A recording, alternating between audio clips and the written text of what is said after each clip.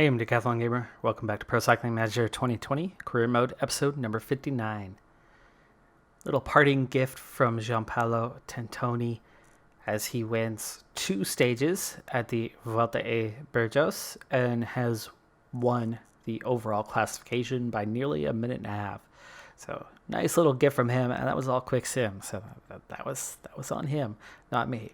It was also the last race he's going to participate in until the Vuelta España, where he will ride for GC. We'll do what we can with that. So it will be a little quick in terms of coverage as far as Grand Tours go, because I am already setting my sights onto next season. We are moving on to a new sponsor. Do let me know in the comments below if you know this sponsor and if I'm pronouncing it correctly, because I was looking at it. My first thought was NZA, but then because the ZA is not capitalized, you figure it's just a name, and I'm going to go with INZA until somebody tells me differently on that. We, of course, lost Zeta and Tentoni. It's the 1st of August. We're about to push into August 2nd and then continue on. There we go. Oh, what is that? Oh, okay. Yeah, monitoring programs. I fired a bunch of staff members to make room, and that's also why we're pushing forward a day so that I can fire another staff member and make room for another. A nice little decent payday for that one.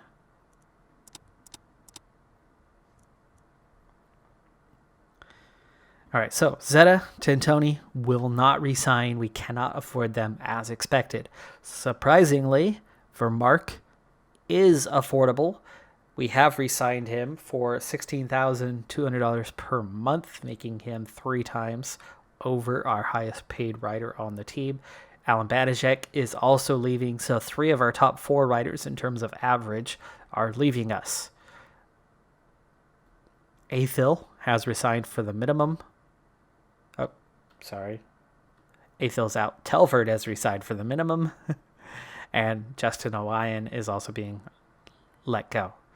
So right now I have 5 riders out and just 2 that are re-signing in Vermark and Telford. We have not done anything else in terms of contracts with any other riders, but I will now be able to free up that last staff member.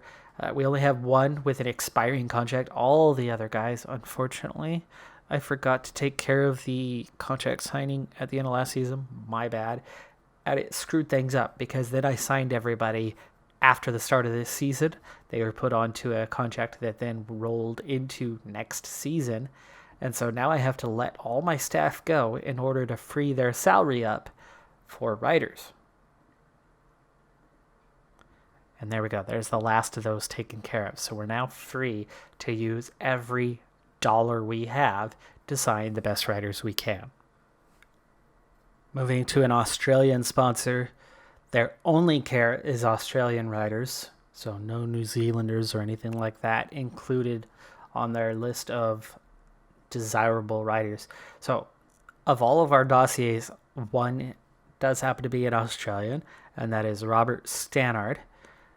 Robert Stanhard, you can see sprint 76, acceleration 78, with fairly good potential. At 24 years of age, will still develop some. That's a good rider. We don't have to go overboard, but he does have some reputation, and the sponsor would be quite happy to have him. So we're going to go ahead and look into this one. He was making $14,000 this year, even at a similar amount. That's asking a lot. But it's only going to use 3 points to give it a shot. Let's not go crazy here, but we'll see if we can get him re-signed. We have 19.7 remaining.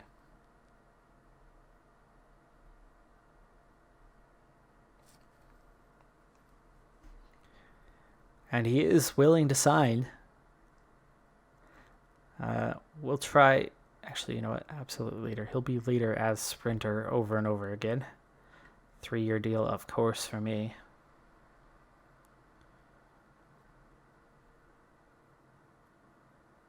And as he is ideally placed, we'll go a little below this. This will eat up most of what we have for salary, and then we'll have to kind of just fill in from there. Oh, gosh. Okay, let's try Absolute Sprinter, which seems to be his potential role anyway.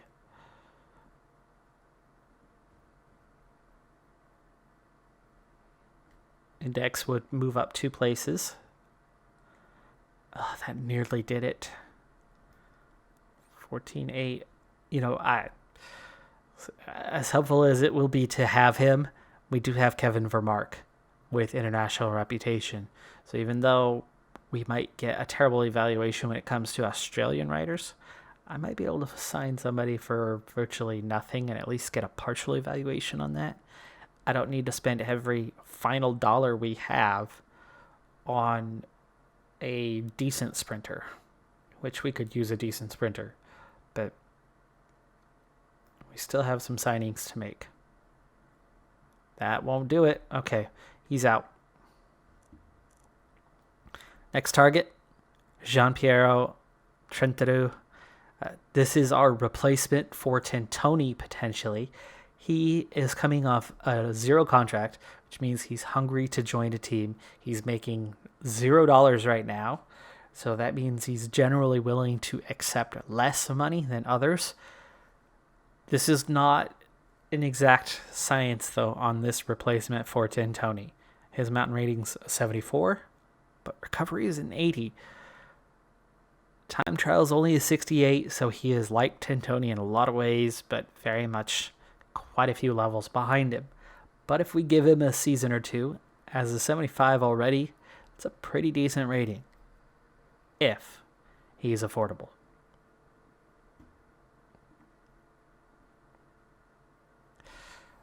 Ouch, 18,000 for a rider who has never had a team. Oh man, that's a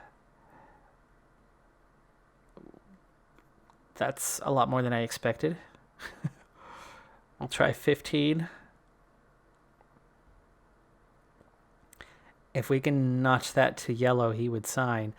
Do I want to spend this kind of money on this rider, though?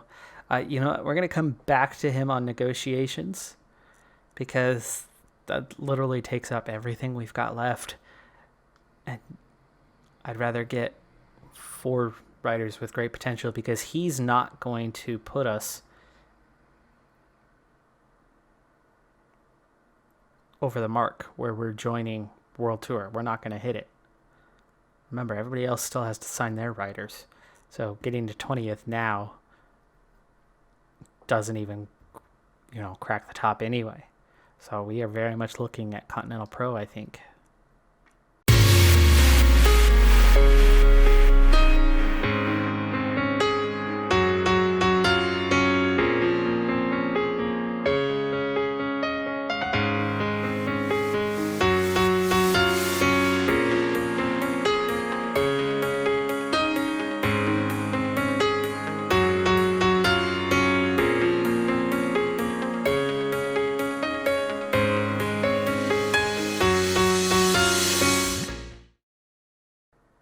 He can climb, though. He can climb. Yes, it's worth it. Soseda, 21 years old, can climb already. A 74 overall with no team. Is he going to ask for that 18,000, or is it going to be something much more reasonable? Let's see. Too much. This is exactly what I was talking about. Derrik Rugg. This could be our much more affordable sprinter. He's still a 74 overall. He has some reputation. He's an okay sprinter, just 22 years of age. Regardless of what his potential is, this could be pleasing to our sponsor if he'll sign for under 10 anyway. He wants 15,000. Before I go and eat up whatever budget we have on the best young talent we can get our hands on in the low 70s or high 60s, I need to fill 2 young Australian rider spots, maybe 3, depending on what's out there. But looking right down the list, Ricky Knowles, 75, but 22 years of age, he's probably going to want a bit more. Oh, high potential. Good time trialist. He's an unknown, but let's give him a shot. Oh, it's 5 points, though. That hurts. He wants 16,000. All right, so I'm at a 23-year-old now, Berwick, a 71 overall climber. I like climbers. They're useful to me. We'll see. It's only 1 point to try this guy. And there you go. Here's our first Australian signed. Not absolute leader, though. Let's try important rider. And he's signed. So these Australians were mostly taking a shot in the dark. Young guys who are non-professionals right now, looking to add them to the team. A 74 mountain rating, worth a shot for this young one.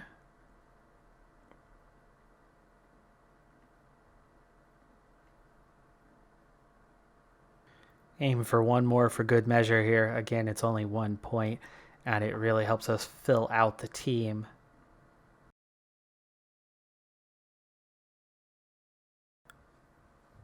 Looking at the team sheet, it's quite clear just how big of a hit we're taking losing Zeta, who made up our entire cobble rating, and Tintoni, who made up virtually all of our GC ranking.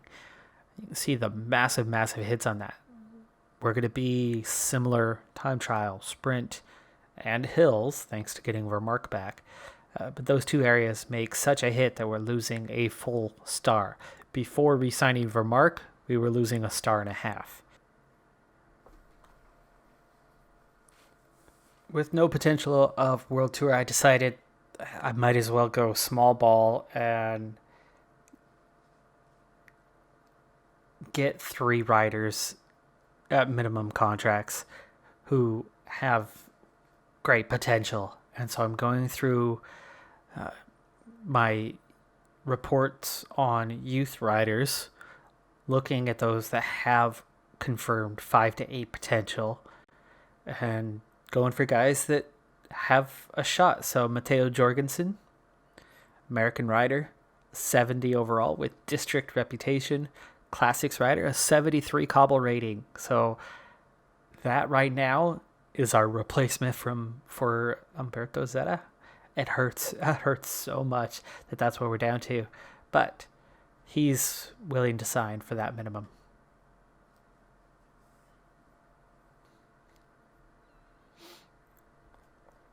I've chanced upon another Australian rider with tremendous potential. He's a 71 overall right now.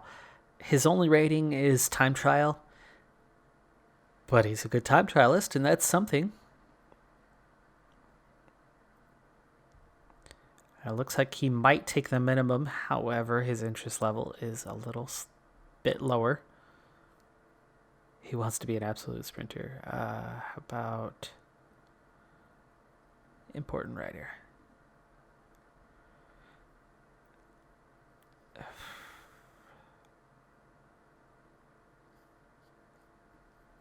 To sign him, we'd have to pay him more.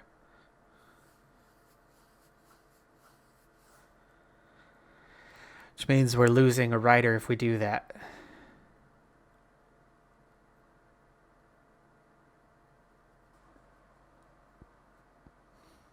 I wasn't necessarily looking for a repeat of a Kevin Vermark in the team, but we ended up finding a 75 hill rating in 20-year-old Eric Butt. I'm actually running out of options on the top potential guys out there.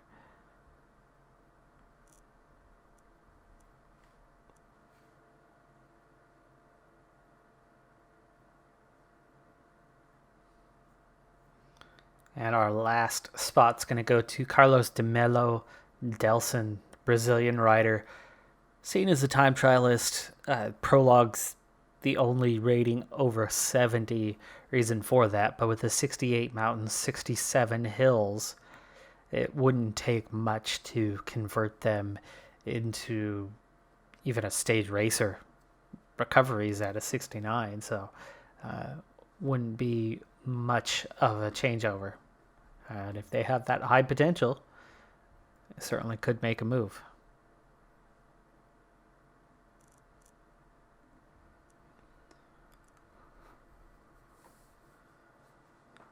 So here's our first early look at the rankings, the team index rankings for next season. Ducati Quick-Step retaining massive quality amongst the team. Ineos, their budget's going to be down. It's going to be harder for them to maintain those high salaries that they have. Whole bunch of 4-star teams currently, a lot of 3.5-star teams, and that's already right about the cutoff. We come nowhere near 3.5 stars. We make it to mid 3 from 2.5. So not a lot of improvement, and all of that came down to re-signing Kevin Vermark. But the reason why we are where we are now, losing that full half star, and we were comfortable 3.5, kind of middle of the road. That full half star loss is down to the loss of Zeta and Tentoni, which was expected. It was definitely expected. Now we're using up all the budget that we have currently. We're going to grow the team slightly in terms of size. We have one more rider than we had this year, losing two team leaders and bringing in a whole bunch of top prospects. So hopefully we can get another Zeta or Tentoni out of either, the current guys, or more likely out of the incoming riders. But at this point, we're kind of biding our time and hoping for development. At this point, most of our hopes are going to have to now fall into the lap of Kevin Vermark. He's got the high reputation. He's developed well. If he continues to develop well, he might be able to carry us back into World Tour. And beyond that, it's going to come down to the continued development of our sponsorship budget. Every year, we're getting a little higher. Every year, that scenario is a little better off than what it had been. I mean, we had a tiny budget to begin with, and then it got worse after that first year because we had zero quality. And then that became our new starting point. But we managed to sign those golden generation of prospects who went front and center with the team immediately, and they developed rapidly that first year. That was incredible to see. But then we've started to see, as we've moved up and as we've gotten better, that development slowed, and the following groups haven't been quite as good. All right, on to stage 1 of La Vuelta, and here is the team that I brought to this one. A team comprised mostly of climbers. I did bring my couple time trialists here. So we have Zeta, Tentoni, not a good time trialist. He's just a 66. He does come into this with a fitness peak, but the fitness peak is already 2 weeks on, so it's not going to last a lot longer. Rainsford, decent support climber. It has developed in that this season. Moreno, likewise. Barta, our strongest time trialist. Negative race day condition. Yeah, that's not helping. Vermark, he's going to just sit on as he's atrocious at time trialing. He's here mostly because of the reputation. Lopez, also bad time trialist. He'll sit at the back. And finally, Rodriguez, our other top time trialer, also on a negative race day condition. Luckily, the other guys to help them out can hopefully balance this one out. Here we go. Just 16 kilometers. And we get the order sorted out with our two guys at the back end on this one. -4 for Barta, -3 for Rodriguez, -2 for Kevin Vermark. Reset to 99s. We are definitely going to lose some time here, because none of these guys are that good in the time trial. Barta's just a 73 right now. Rodriguez is at least a 74, so I'm going to go ahead and make Rodriguez spend a bit longer on the front. Maybe a little bit longer for Barta.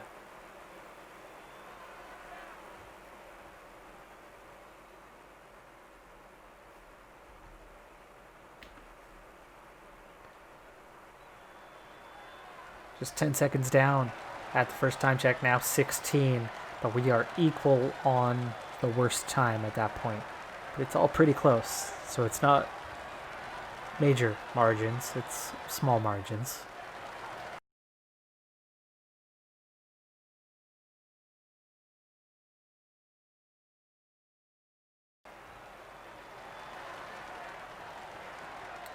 And we cross the line just 24 seconds down. That's not as bad as it could be.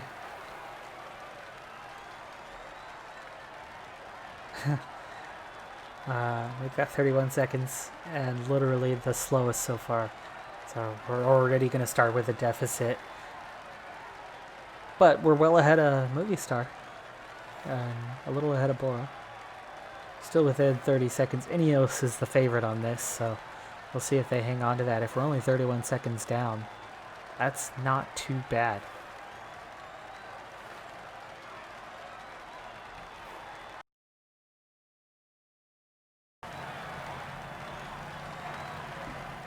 Looks like a few riders at the back are beginning to stall. All right, so we are on to stage number 4. Some riders were not giving it their all and sharing the pace. Stages 2 and 3 were sprint stages. There's nothing doing there. I will be bypassing a lot more content in the Vuelta than we did in Tour de France. Okay, it's going to be our last Grand Tour for a little while, so I still want to hopefully have some success. But it doesn't matter. And Tintoni's certainly not going to challenge for the victory and is very unlikely to challenge for a top 5. In fact, to make matters worse for Tintoni, I was hoping to make a fitness peak out of La Vuelta. He started it 2 full weeks early. More than a minute between the breakaway and the pack. Partially because of how busy we've been, and that he was in the middle of the Tour de France when that period to begin your training. So it pushed him way ahead of time. So that's not good. But he, for stage 1, was in full fitness peak. For stage 4 now, 3 days later, he's already down to that final week of the lead rider is now more than 2 minutes race day condition bonus period. So he's already down to just a +1. Now it's supposed to be a sponsor objective, so he's supposed to be a plus, or his personal objective. That's supposed to make it a +2. But his expected race day condition was only a +1. And what does he draw? Yeah, -1. So a great start, right? Great start to that. We're going to try to ride and commit everything for Tintoni. I don't care about anybody else's position in the GC. I'm just going to focus on the one rider, make it that much easier. So we're not going to go overly crazy. We'll speed through things a little bit. 6 riders in the break are now pulling away. This climb was doing a lot of damage until the field decided to sit up a bit, which is good for me. I'm not going to ride for KOM, not going to ride for points. We don't need anything like that in this tour. We did what we needed to do to secure our funding for next year and to continue building, even though next year looks like we're going to go down to Pro Continental.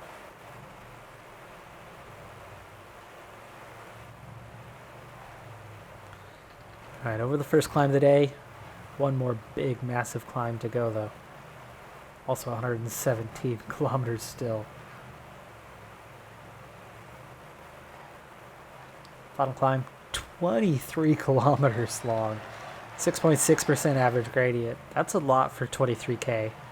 Max is 12.3, and it looks like that max is going to be just before the top, though it does level off just a little bit in the final, I don't know, 2K or so, 1.5K. 9-minute gap now to the front of the field. This guy's getting a massive time bonus.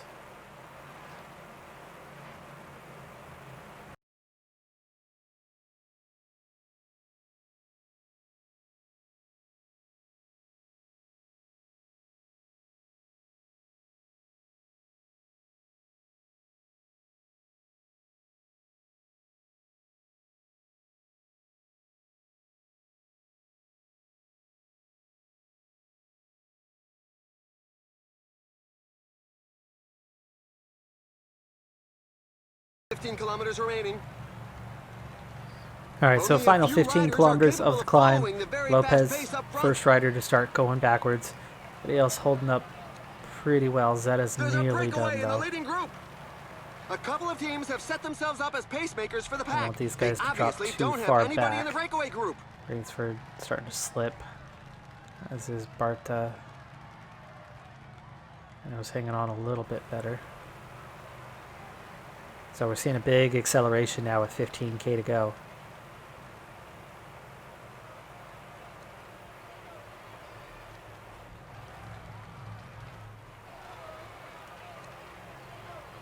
Attack! It's a good So moment Mark to going show backwards. the team colors.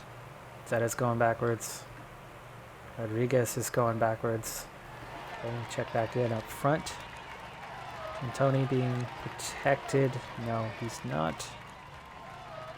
So Rainsford is on it. And then either Barta or Moreno, who's looking better today. They're both looking pretty good. Moreno just slightly stronger as a climber and was holding up a little better up here. Alright, Rainsford gel. Barta gel. And here comes the next acceleration. Alaphilippe is attacking. Counter-attack by Pierre Latour.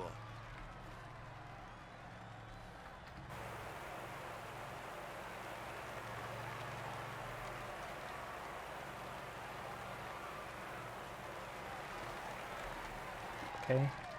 Rainsford is dropped. Barta's about to be dropped, so Moreno doesn't have anything left either. Alright, Teddy. It's all you, buddy. Alaphilippe, Narvaez, Palace, Goins going. Gap's getting covered, so we're okay. It's 11K to go, so I don't want to attack too hard here with Tentoni. Is dwindling. They're moving along at a fair lick. You've just got to hang on. The finish 54 line left is in the getting Peloton. close. The riders just But passed the you 10 can see we kilometers have mark 3 sign. guys that are on the verge of being dropped themselves.